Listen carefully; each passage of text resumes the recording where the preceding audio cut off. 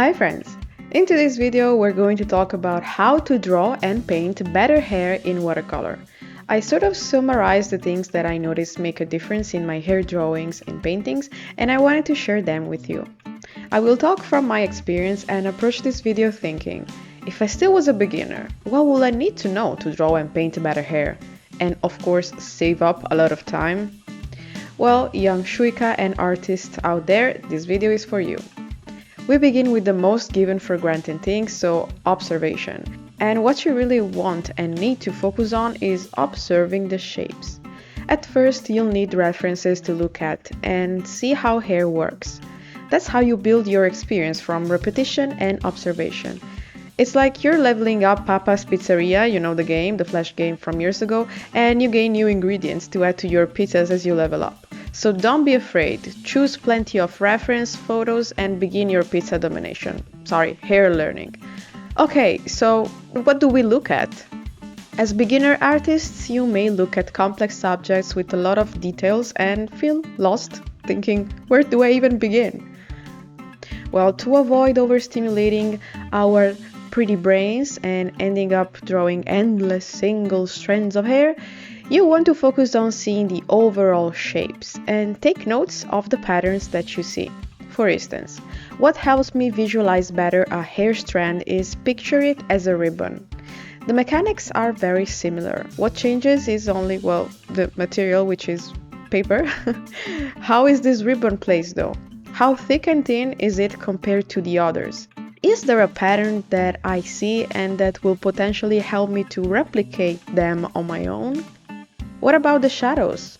What shadow do they make while overlapping? Are there common shapes in the shadows?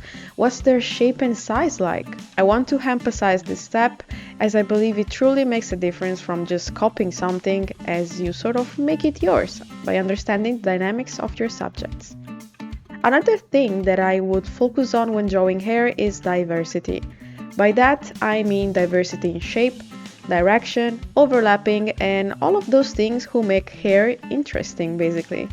Strands of hair, so ribbons of hair, aren't of the same size, and unless you just flatten them with an iron, they have variety in them, movement, sort of having a life on their own.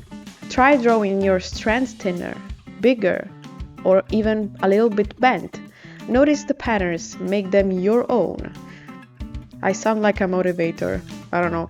But anyways, what I want you to do is try to slightly change the direction of your hair strands. Have fun, overlap them. Even with flat hair, you can have diversity. It's on the movement the hair make, how they agglomerate sort of in different sizes and chunks, having a few thinner hair strands escaping from the main shape. So basically you want to notice how these little details change the appearance of your hair and really take notes in your studies. So then you can replicate them on your own, trying to see what you remember from them. The next thing that I always emphasize in my walkthroughs is volume. Hair has a volume. No way. So make sure that you stay on top of the skull and that you don't draw directly on the head contour line. Rather than imagining the strands of hair going out of the skin, I always picture, it helps me to better visualize it, I always picture hair as if a bald mannequin is wearing a wig. A very realistic wig, by the way. That helps with keeping the volume on check and making sure I'm not drawing slicked back hair when I do not intend to. Hair has always a shape and a volume, so although styling may make much of the appearance, always keep in mind that the hair is on top of a sphere, so the head, and it wraps around it. In this regard, a mistake that I see frequently and I've also done in the past is when drawing the hair you end up cutting off the space of the head, and so it results into a strange cut off head of a baby who slept too much on his back. Not really following the volume, that's what I mean. So try to follow the steps of building your mannequin first and apply a wig with a volume next, and you'll be fine. This piece of advice also connects to when you're actually following the contour of the head, respecting the volumes and all, but lacking interest. So your hair basically look like a straight line connecting point A from point B. What I mean by that is the specific example here. You want to respect the volumes, but keeping the edges interesting, and of course the edges are thinner than from when the chunk of hair starts. Having different gaps, direction, strands, shapes, instead of a single straight line, boring and depressing, that makes the contour of the hair. This, I believe, is very specific to my personal preferences and style, as I love movement in my hair, so take this advice as it is. For the coloring part, I can explain to you what helped me having a more stable and homogeneous result in my paintings. And that has to do with layers. Hair have layers. Watercolor has layers. Onions have layers. Sorry, random Shrek moment. What I do is reason in terms of layers. So plan out what colors and so what blocks to put first and how they're going to modify the final result and shine through the layers that are going to be on top. I always start by placing the color, having in mind that on this layer, so wet on wet, I set the undertone or mood of the hair. And also very important, the future highlights, which I'm not going to paint over since watercolor is a transparent medium and so you work from light to dark. So leaving that part untouched basically. I sometimes keep my shadows of a completely different color because why not? It's fun, and decide later in the process if I want the color to rise and shine through or I don't know, maybe layer it with the hair color and intensify, like so, the shadows. Sometimes I mix depending on how I feel like it.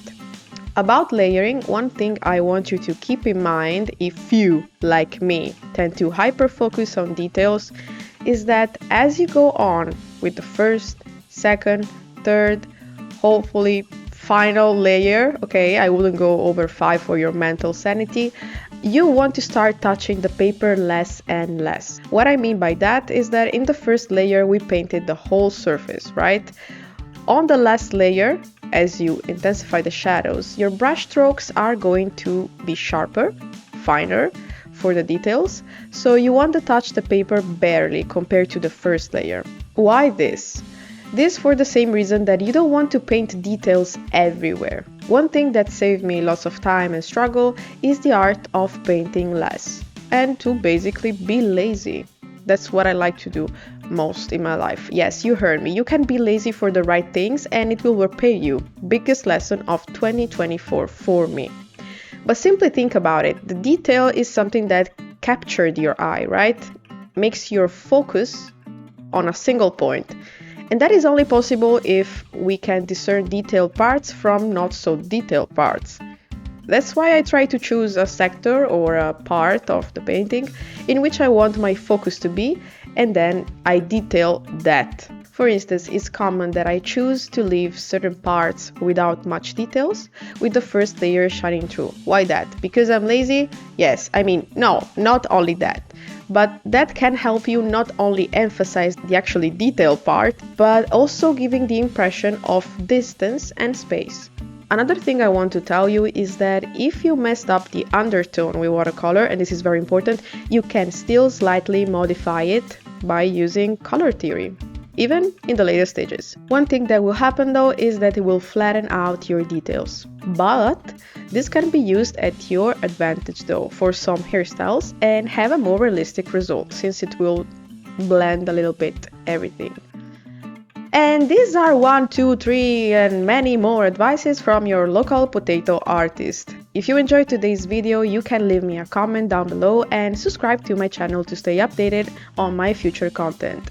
And if you want to know more about drawing and watercolor, you can join my Patreon. There I'm more active than on YouTube. There I post tutorials, full walkthroughs and post about art learning.